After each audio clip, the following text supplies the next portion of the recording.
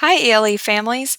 This is Principal Lael here to share more information to help you prepare for the return to school. In this video, I'll be explaining our daily in-person class schedule, how we will handle symptom evaluations for students who begin to show signs of illness during the school day, how we will notify families about confirmed COVID diagnosis, our cleaning and sanitation protocols, as well as some details about Asynchronous Wednesdays. Our daily in-person class schedule will look much the same as your child's remote learning schedule. The instructional day will begin at 8 a.m. Students begin arriving at 7:15 in the morning, but we also have breakfast and symptom screenings to take care of during that time, so by the time we get everyone settled in class, we will begin the instructional day at 8 a.m. Our special area classes and schedule will be adjusted. Students will have PE and art on their in-person attendance days, and music and guidance will continue to follow the AB week synchronous-asynchronous rotation. Students in Full Remote Academy will have live PE and art classes following an AB schedule on Wednesdays. Some things will look the same in remote learning and in-person school. One thing that will remain the same is the amount of direct instruction and small group instruction. One thing that will be different is that the work time during in-person days will be facilitated by the teacher. Lunch and recess will also be facilitated by our staff members. You may wonder how instructional time can be the same during remote learning days and in-person days. That's because during the school day, there are many transitions and other logistical things that we have to take care of, and those things take longer when you're in a group setting with other students in the classroom. You may also be wondering how school will be the same as it was in the past and what will look different about school this year. One thing that will remain the same is that we have the best students and staff anywhere. We also have a big campus with some unique features that are very helpful to us this year. Some things that are different. We will be wearing face coverings at school. We will also be teaching students about social distancing, and there are markings all around our school to help students have a visual reminder about what social distancing means. Classes will also be assigned to different recess zones, and that means that classes, even within the same grade, won't be mixing together during recess. All of our classes also have dedicated outside classrooms to use for lunch, fresh air breaks, and to get outside during the day when the teacher decides that it's best. Students will also continue for the time being to have a mix of remote and in-person learning.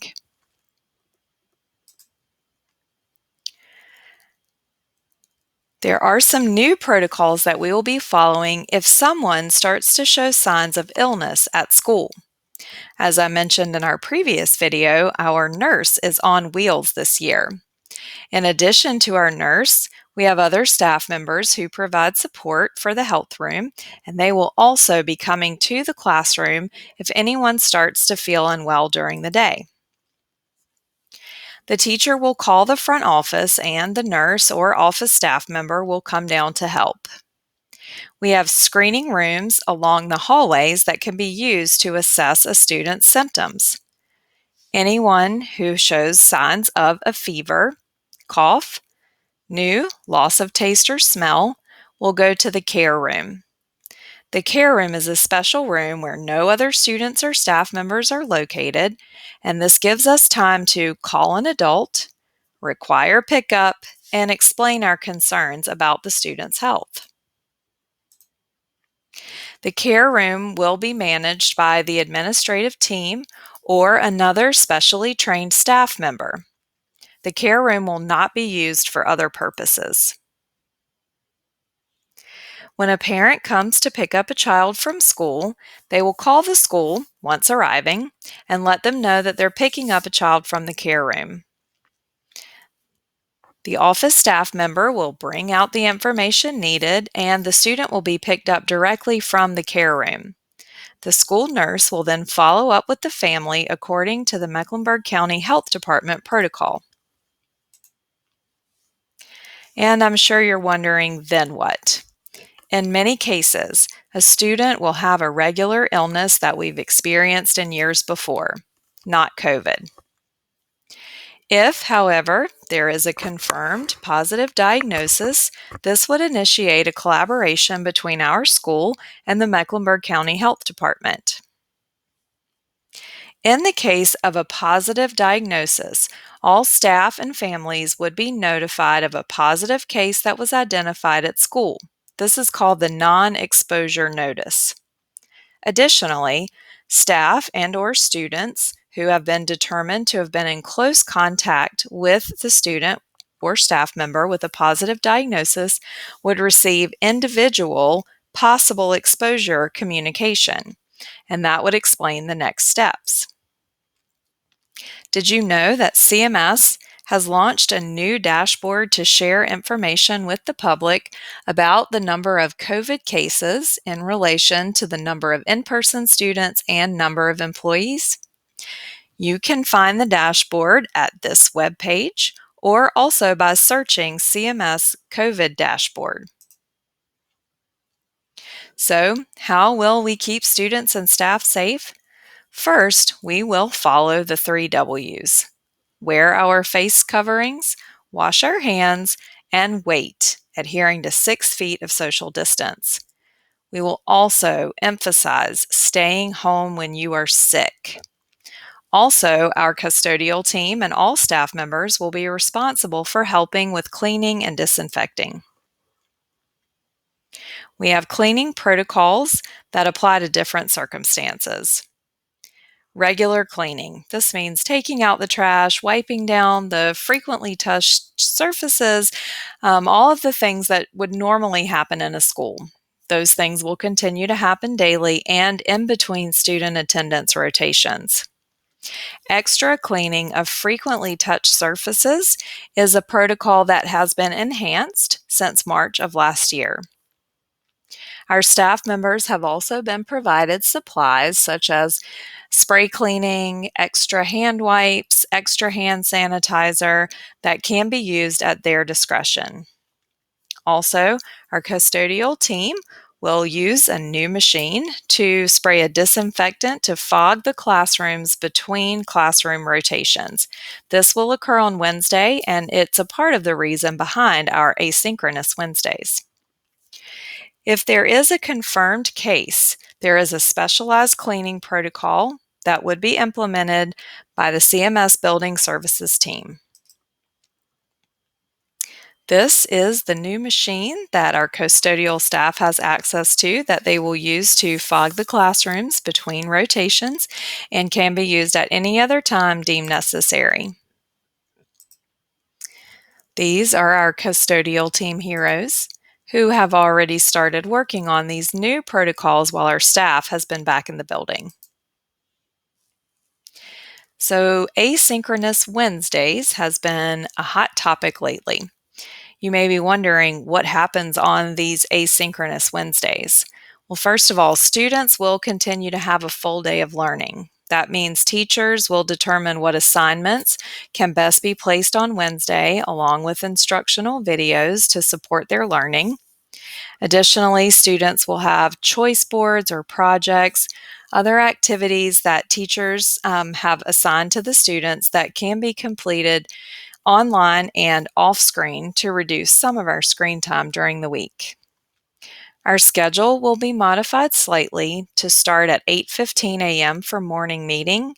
This will help our students who are using the after-school enrichment program have a chance to get to school and get settled at 8 a.m. before the morning meeting starts at 8:15. This does mean that families will have some additional flexibility if they will be at home with their children on Asynchronous Wednesdays, as more of the work during that day will be able to be completed according to the family schedule. Our students in Full Remote Academy will have an additional special area class, and that's when they'll have their live art or PE class.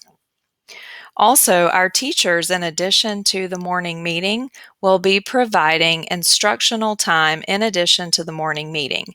This could mean scheduled small groups, available live support, scheduled individual student coaching, or scheduled individual services. And your teachers will give you more information about the schedule specific to your child or class through email and through Canvas. Our morning meeting will continue each day, and that's how we will start the day. Our teachers will also use that time to help students understand what's expected of them during the day. Here are a few last-minute reminders. If you're wondering how you can remember to have your child bring a fully charged device to school, this is a tip shared by our facilitator, Ms. Daniels. By hanging the backpack or placing it somewhere near a plug, you can charge the device while it's in the backpack waiting to head to school.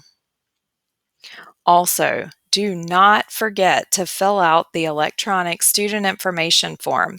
Those are due on Wednesday, October 28th, and they are incredibly important to helping us prepare for our students to return. Be sure that you indicate just one method of afternoon transportation. This year, we have to plan for everything. These are the hula hoops we'll use for social distancing during afternoon car rider line. We need to be sure that we are prepared for when our students return, so please help us out by completing the student information form and choosing only one method of afternoon dismissal. Do you still have questions? Or does your child have questions? If so, we will host a parent or guardian question and answer session on Wednesday, October 28th. The first session will be held 9 a.m. to 10 a.m., and then 2 additional sessions, one specifically for K-2 families from 6:30 to 7:15, and one specifically for 3rd through 5th grade families, 7:30 to 8:15 p.m., also on October 28th. On October 28th, during the lunchtime, there will be a special student Q&A session from 12:15 to 1 p.m., and an additional session for students only on Thursday evening from 6 to 7 p.m. The student links will be shared through Canvas, and the parent links will be shared through Connect Message and the ELE webpage. Thank you.